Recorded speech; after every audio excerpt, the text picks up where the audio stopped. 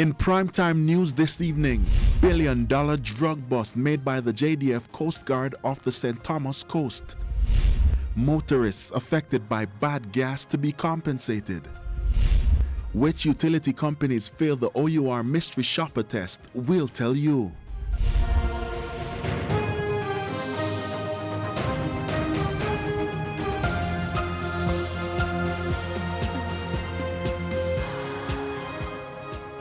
Good evening and welcome to Primetime News, both on air and online at onespotmedia.com. I'm Herman Green. And I'm Janella Precious. Also this evening, the top business stories of the day. Milton Walker has our preview. Yes, Janella, Grace Kennedy is reporting a dip in profits for the first half of the year. All right, thanks, Milton. And from Milton Business, we go to Spencer with sports. Spencer, what's coming up? Thank you very much, Herman. Well, Jamaica's competitors continue to find it going tough at the Pan Am Games. The Reggae Girls are in action today. We'll give you an update on their status later.